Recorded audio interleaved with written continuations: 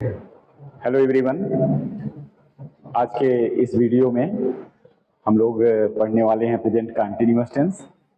और इसमें एकदम बेसिक से पढ़ने वाले हैं। इसमें helping verb, introduction, rule of translation, छोटी छोटी चीज़ें और उसमें जो भी कठिनाई भरी चीज़ें हैं वो सब हम लोग इसमें कवर करेंगे।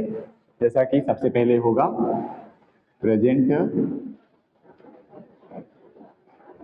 कॉन्टिन्यूअस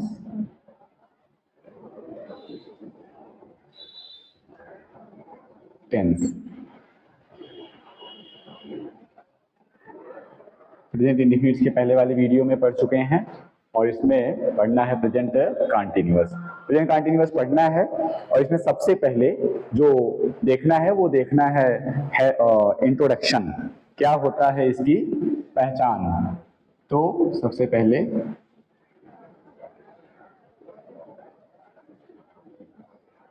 इंट्रोडक्शन, और इंट्रोडक्शन को हिंदी में क्या कहते हैं? पहचान। ठीक। पहचान में जब हिंदी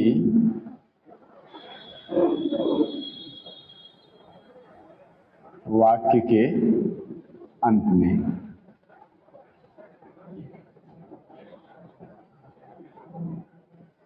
रहा है,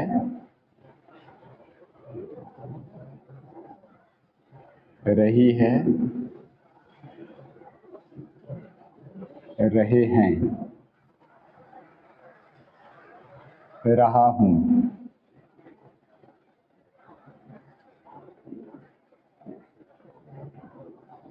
रहे हो, रहे हो आदि।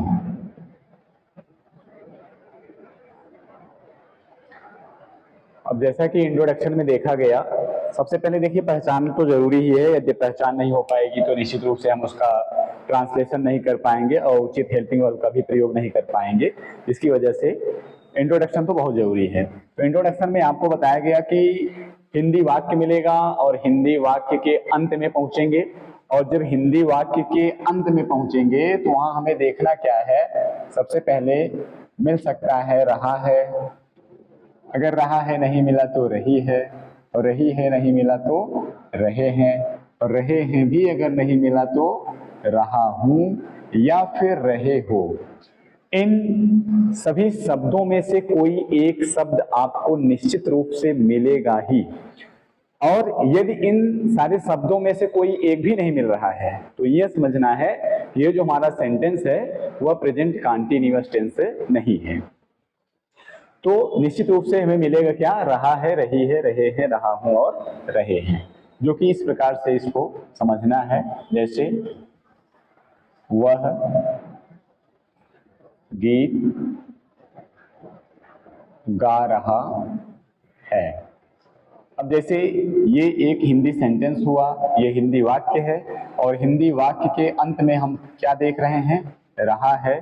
तो रहा है आया हुआ है और इस रहा है से ही पहचानना है और हम पहचान जाएंगे कि ये क्या है? Present continuous tense. इसी प्रकार से आ सकता है वह गीत गा रही है, वे गीत गा रहे हैं, मैं गीत गा रहा हूं या फिर तुम स्कूल जा रहे हो। तो अंत में रहा है, रही है, रहे हैं ये आना आवश्यक है। तो इंट्रोडक्शन इस तरीके से आपका क्लियर हुआ। अब सेकंड जो है वो हमें पढ़ना है हेल्पिंग वर्ब। क्या पढ़ना है? Helping verb. हेल्पिंग वर्ब को हिंदी में कहते हैं सहायक क्रिया। सहायक क्रिया प्रेजेंट कंटीन्यूअस टेंस में जो यूज होना है वो होता है is, oblique am, oblique are. Is, am, are. जैसा कि आप देख पा रहे हैं यहाँ पे तीन सहायक क्रिया है। इसमें पहला है इज और सेकंड नंबर पे एम और थर्ड नंबर पे आर। जब यहाँ हम तीन सहायक क्रिया देख रहे हैं तो निश्चित रूप से ऐसी तीन कंडीशन भी होगी जहां इनका अलग अलग यूज करना है। एक ऐसी कंडीशन होगी जहां इज का फिर एक ऐसी कंडीशन बनेगी जहां एम, और एक ऐसी कंडीशन होगी जहां आर का प्रयोग करेंगे। तो वो कंडीशन सबसे पहली कंडीशन है singular number subject, singular number subject के साथ, सिंगुलर नंबर सब्जेक्ट के साथ किसका यूज करना है, इज का यूज करना है। और सेकेंड नंबर पे ये देखना है प्लूरल नंबर सब्जेक्ट, सब्जेक्ट के साथ आर का यूज होना है। और थर्ड नंबर पे आई के साथ एम का यूज होना है।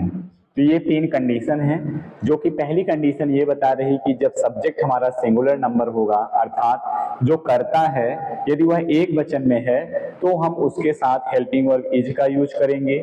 और जब सब्जेक्ट प्लूरल नंबर होगा, अर्थात जब कर्ता बहुवचन में होगा, तो उसके साथ आर का यूज करना है। और जब सब्जेक्ट के स्थान पर आई आ जाए तो उसके साथ हेल्पिंग वर्ब एम का प्रयोग करना है। अब सिंगुलर नंबर सब्जेक्ट क्या होता है, प्लूरल नंबर सब्जेक्ट क्या होता है, कैसे इसको पहचाना जाता है, ये सारी चीजें आपको इसके पहली वाली वीडियो में मिल जाएंगी, जो कि काफी अच्छे तरीके से बताया गया है, उसमें किसी प्रकार की कोई दिक्कत नहीं है। तो यहाँ तक आपको समझ में आना चाहिए, जो कि पहली चीज बताई गई पहचान, पहचान में आप एकदम इजी है, कोई बहुत दिक्कत नहीं है। इसमें रहा है, रही है, रहे हैं, रहा हूं, रहे हो आदि शब्द का आना है। अगर आ रहा है प्रेजेंट कंटीन्यूअस टेंस होगा, यदि नहीं आ रहा है तो नहीं है। फिर उसके बाद सेकंड थिंग में हम ये समझ रहे हैं कि हेल्पिंग वर्ब क्या है। हेल्पिंग वर्ब बताया गया देयर आर 3 हेल्पिंग वर्ब इन दिस टेंस। इस टेंस में 3 सहायक क्रियाएं हैं, जो कि पहला इज, दूसरा एम और तीसरा आर। अब इन तीनों का यूज बताया गया कि जब सिंगुलर नंबर सब्जेक्ट आए तो हेल्पिंग वर्ब इज का यूज करेंगे, प्लूरल नंबर सब्जेक्ट आए तो हेल्पिंग वर्ब आर का यूज करेंगे। और जब सब्जेक्ट आई हो जाए, स्पेशली आई, अगर आई आता है तो हम एम का यूज करेंगे, और एम का यूज कहीं होना नहीं है। और आई के साथ आर का यूज नहीं करेंगे, आई के साथ एम का ही यूज करेंगे। ये आपका कंप्लीट हुआ। इसके बाद जो क्रम है वो आ जाएगा अफर्मेटिव सेंटेंस। अब अफर्मेटिव सेंटेंस का ट्रांसलेशन कैसे करना है, क्या उसका रूल ऑफ ट्रांसलेशन है, क्या नियम है, वो अब आप इसके बाद देखने वाले हैं। तो अब हेडिंग मेंटेन होगी affirmative sentence.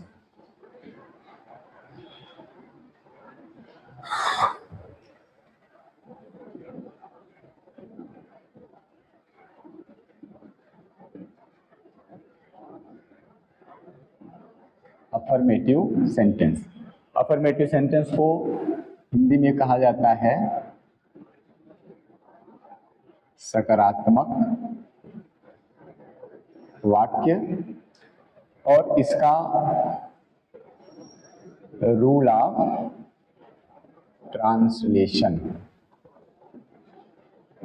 Rule of translation को क्या कहेंगे, अनुवाद के नियम।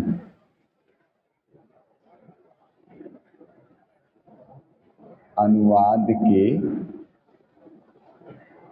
नियम। अब अनुवाद के नियम में है क्या, सबसे पहले सब्जेक्ट, और फिर क्या हो जाएगा, helping verb is oblique am oblique are. Verb है, वर्ब का फर्स्ट फॉर्म और प्लस आईएनजी।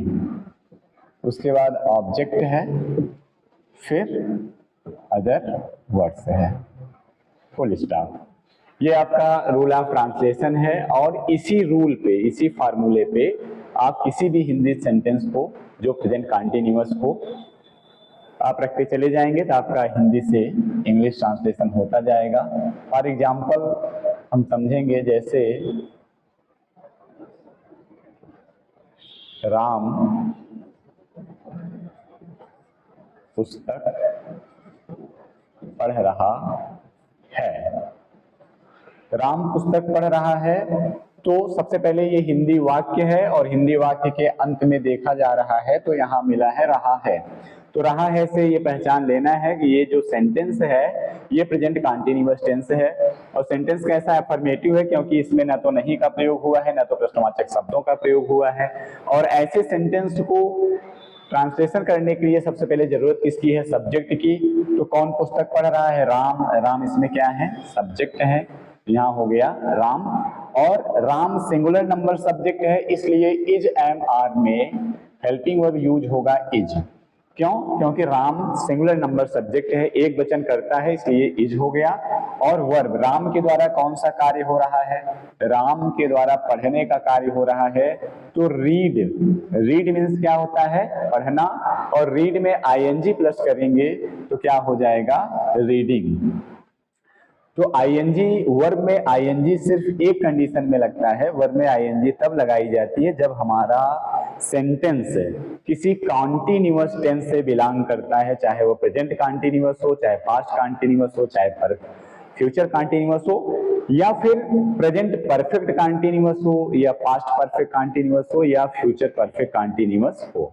उसमें कॉन्टिन्यूअस का आना आवश्यक है। अगर कॉन्टिन्यूअस आया हुआ है तो आप समझिए कि उसमें आईएनजी लग जाना है। उसके बाद ऑब्जेक्ट है, तो क्या पढ़ रहे हैं? पुस्तक। तो रीडिंग के बाद क्या हो जाएगा? Reading the book. क्लियर? तो ये क्या हो गया? Ram is reading the book. Ram पुस्तक पढ़ रहा है।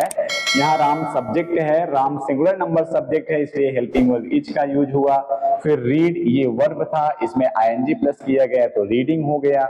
और यहाँ पे फिर बुक है, बुक आपका ऑब्जेक्ट है, जो कि इस तरीके से। एक एग्जाम्पल और समझेंगे जिसमें सब्जेक्ट प्लूरल नंबर में होगा, वो जैसे इस तरीके से, वे पत्र लिख रहे हैं।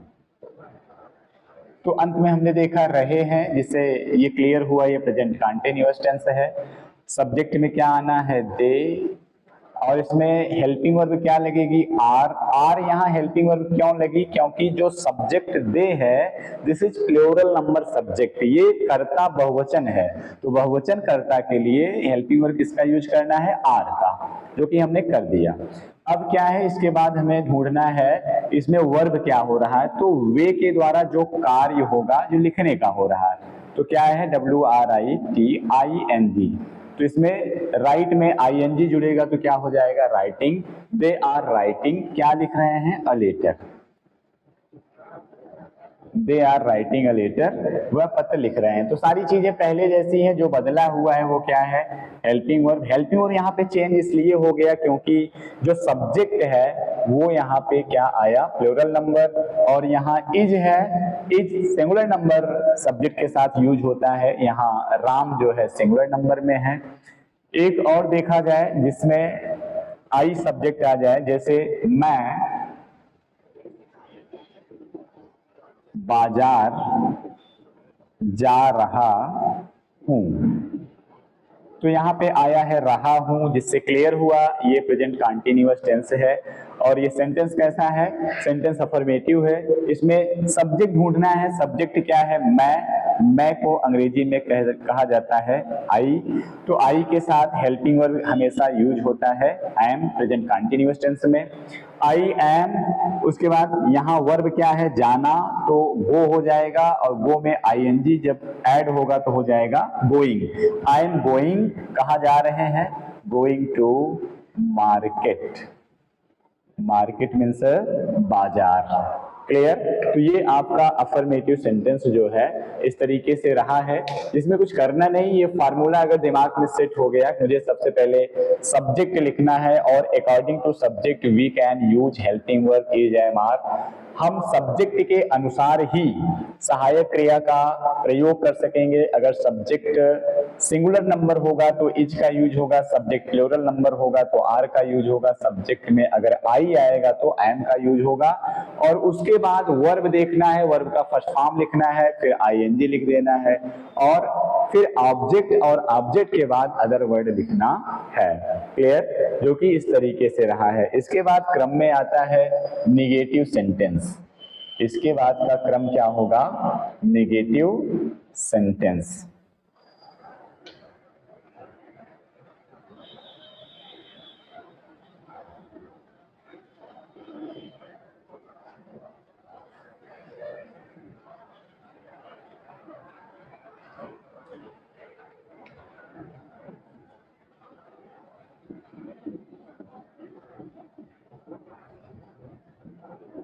निगेटिव सेंटेंस में रूल ऑफ ट्रांसलेशन में सबसे पहले होगा सब्जेक्ट और उसके बाद हेल्पिंग वर्ब में is oblique am oblique are और उसके बाद क्या हो जाएगा? नॉट। ये नॉट ऐड हुआ। फिर वर्ब का first form plus ING plus object plus other word. ठीक, अब करना क्या है इसमें? एग्जाम्पल में वह गीत नहीं गा रही है।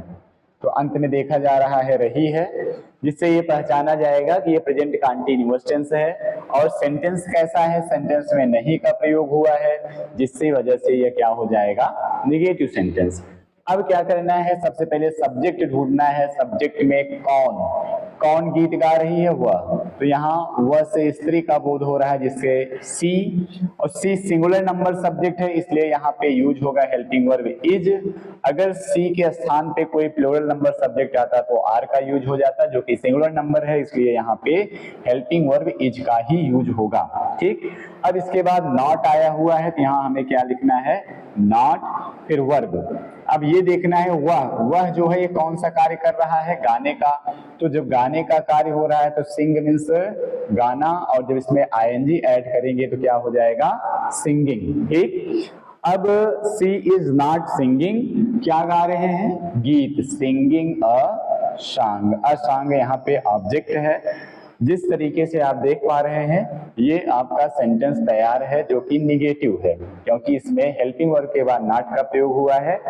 तो ये निगेटिव सेंटेंस हुआ। अगर अफर्मेटिव सेंटेंस और निगेटिव सेंटेंस में थोड़ा सा डिफरेंस देखा जाए तो वो सिर्फ ये सिंगल वर्ड का डिफरेंस है। यहाँ पे नॉट का यूज हुआ, जिसकी वजह से ये निगेटिव सेंटेंस हुआ। अगर यही नॉट को यहाँ से कैंसिल कर दिया जाए तो ये हो जाएगा सी इज सिंगिंग अ सॉन्ग, तो क्या हो जाएगा? ये अफर्मेटिव सेंटेंस। तो अफर्मेटिव सेंटेंस और निगेटिव सेंटेंस में सिर्फ नॉट का अंतर है, जो कि आपके सामने है। इसके बाद का जो क्रम होता है वो आ जाता है इंट्रोगेटिव सेंटेंस। निगेटिव सेंटेंस आप समझ चुके हैं, जो कि सिर्फ हेल्पिंग वर्ब के बाद नॉट का यूज करना है और उसमें सारी चीजें पहले जैसी हैं, कुछ नया या अलग से ऐड ऑन नहीं करना है उसमें। तो इसके बाद की जो हेडिंग है वो है interrogative sentence. Rule of translation में सबसे पहले हेल्पिंग वर्ब होगा, जो कि इज, एम, आर। उसके बाद क्या है? सब्जेक्ट है, फिर वर्ब का फर्स्ट फॉर्म है, फिर ऑब्जेक्ट है, फिर अदर वर्ड है, और ये क्वेश्चन मार्क। देखिए जब इंट्रोगेटिव सेंटेंस का हम ट्रांसलेशन करने लगते हैं तो ट्रांसलेशन के अंत में ये क्वेश्चन मार्क का आना आवश्यक है, जो कि इम्पोर्टेंट है। अगर ये नहीं लगाते हैं तो निश्चित रूप से आपका सेंटेंस गलत हो जाएगा। अब एग्जाम्पल में हम पढ़ेंगे, क्या राम सड़क पर टहल रहा है। अब यहाँ क्वेश्चन मार्क हुआ। सबसे पहले तो ये पहचानना है ये जो हिंदी सेंटेंस आया है, जो हिंदी वाक्य है, ये किस टेंस से है। जो कि लास्ट में हमें दिख रहा है रहा है। तो इस रहा है से मुझे पहचानना होगा कि ये जो सेंटेंस है ये प्रेजेंट कंटीन्यूअस टेंस का सेंटेंस है। अब ये सेंटेंस कैसा है? सेंटेंस ये है इंट्रोगेटिव, क्योंकि सेंटेंस के शुरुआत में ही क्या आया हुआ है? प्रश्नवाचक शब्द, जो कि है क्या। ये क्या यहाँ आके इस पूरे सेंटेंस में प्रश्न कर रहा है कि क्या राम सड़क पर टहल रहा है। तो जिसमें सबसे पहले मुझे लिखना क्या होगा? Is am are. और इज एम आर जो हेल्पिंग वर्ब है ये यूज कैसे होता है? सब्जेक्ट के अनुसार। अब सब्जेक्ट क्या है ये देखना है। तो कौन टहल रहा है? राम। तो राम क्या है? राम जो है सिंगुलर नंबर सब्जेक्ट है। तो राम सिंगुलर नंबर सब्जेक्ट है, इसलिए यहाँ किसका यूज हो जाएगा? इज का। अगर यहाँ राम के स्थान पे कोई प्लूरल नंबर सब्जेक्ट होता तो आर का यूज होता। राम के स्थान पे अगर आई आ जाता तो एम का प्रयोग होता, जो कि इस समय आया क्या हुआ है? Ram. Ram singular number subject है, so we can apply helping verb is. इसके बाद क्या होगा? सब्जेक्ट। सब्जेक्ट क्या है? राम। ठीक है, इज राम। फिर वर्ब, राम क्या कर रहे हैं? टहल रहे हैं, तो वॉक। तो यहाँ क्या हो गया? वॉक। वॉक में आईएनजी लगाएंगे क्या हो जाएगा? Walking. Is Ram walking. Object है, कहाँ टहल रहे हैं? On the road, ROAD। फिर ये क्वेश्चन मार्क। क्लियर? तो जो कि बिल्कुल इजी है, बहुत सरल है, कुछ करना नहीं है, सिर्फ क्रम इसका। अभी तक क्या होता था अफर्मेटिव और निगेटिव सेंटेंस में हमने देखा कि सबसे पहले सब्जेक्ट लिखा जाता था, फिर उसके बाद क्या होता था?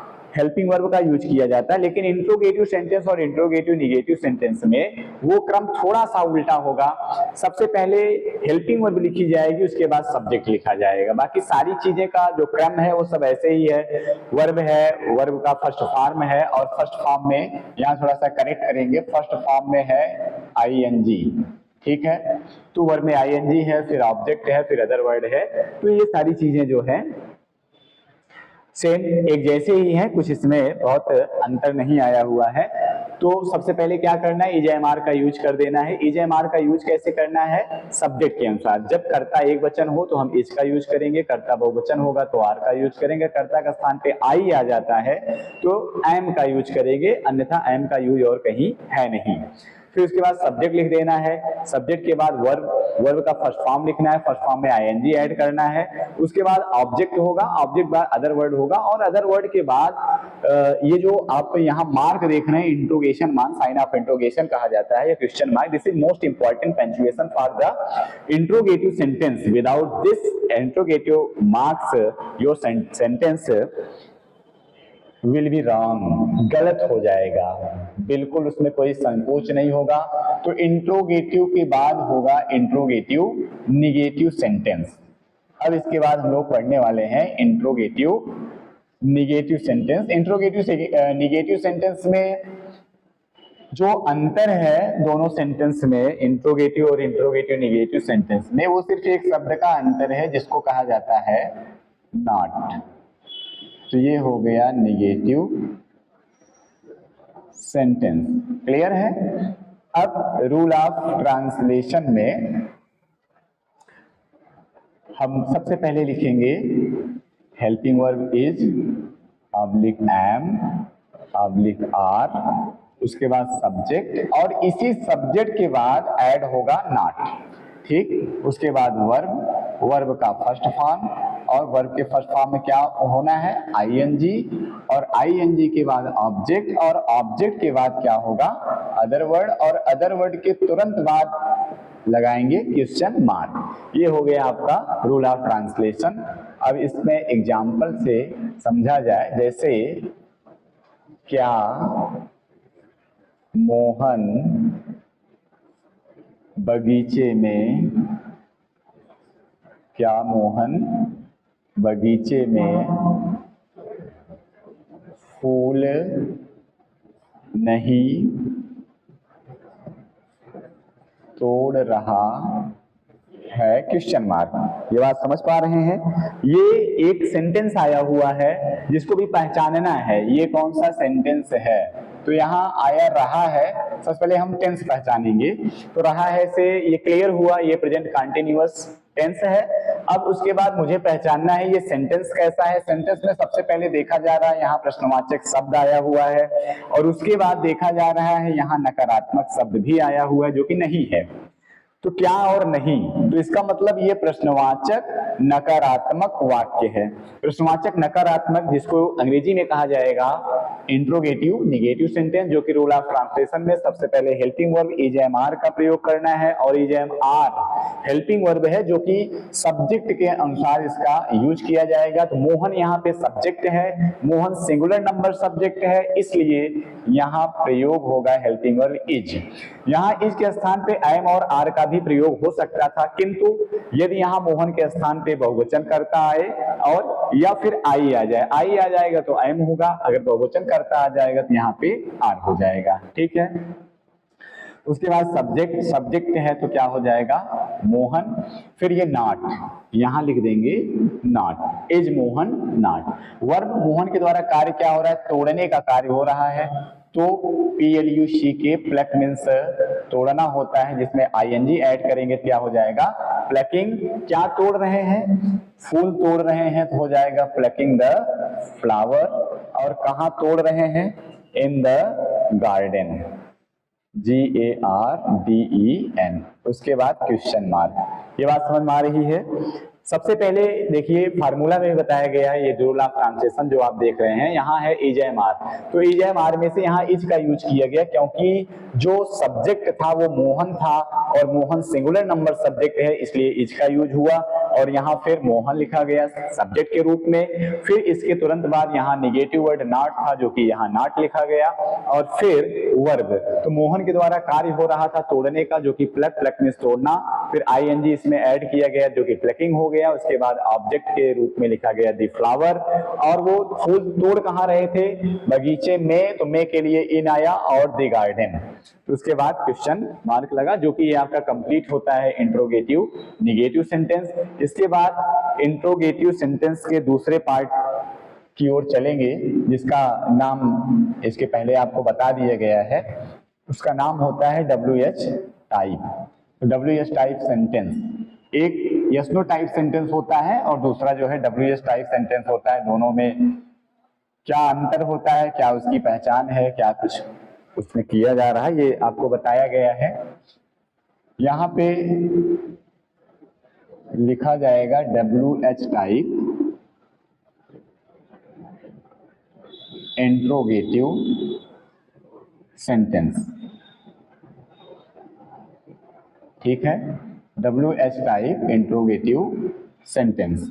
तो WH टाइप में सबसे पहले rule of translation, rule of translation. Rule of translation में सबसे पहले लिखा जाएगा क्वेश्चन वर्ड, क्वेश्चन वर्ड के बाद helping verb is am are, और इज एम आर के बाद सब्जेक्ट, और सब्जेक्ट के बाद वर्ब का फर्स्ट फॉर्म, और वर्ब के फर्स्ट फॉर्म में ING, और उसके बाद ऑब्जेक्ट, फिर उसके बाद अदर वर्ड, और फिर क्वेश्चन मार्क। अब WH type yes no type की पहचान, उसमें अंतर क्या कैसे होता है, ये आपको बताया गया, इस पे बहुत चर्चा नहीं करनी है। डायरेक्ट हम आएंगे किस पे, एग्जाम्पल पे। जैसे बच्चे सड़क पर क्यों जा रहे हैं। तो ये सेंटेंस है, बच्चे सड़क पर क्यों जा रहे हैं। बच्चे सड़क पर क्यों जा रहे हैं, सबसे पहले मुझे ये देख लेना ये कौन सा टेंस है। तो लास्ट में मुझे मिला रहे हैं, तो रहे हैं से ये क्लियर होगा कि ये प्रेजेंट कंटीन्यूअस टेंस है। और उसके बाद ये देख लेना है कि सेंटेंस कैसा है। सेंटेंस देखने के लिए हम देख रहे हैं वाक्य के बीच में आया है प्रश्नवाचक शब्द। जब प्रश्नवाचक शब्द वाक्य के बीच में आ जाता है तो हो जाता है वो क्या, WH टाइप सेंटेंस। जब वाक्य के पहले आता है तो यस नो टाइप, जो कि वाक्य पहले आया नहीं हुआ है। अब उसके बाद मुझे यहाँ जो यूज करना है सबसे पहले क्वेश्चन वर्ड। तो ये जो क्वेश्चन वर्ड आता है जो प्रश्नवाचक शब्द वाक्य के बीच में है, इसकी अंग्रेजी सबसे पहले लिख लेते हैं। तो वाई जो है ये अंग्रेजी होती किसकी, क्योंकि। ठीक है, इसके बाद इज एम आर का यूज करना है। इज एम आर हम यूज करेंगे सब्जेक्ट के अनुसार। सब्जेक्ट यहाँ पे क्या है, बच्चे।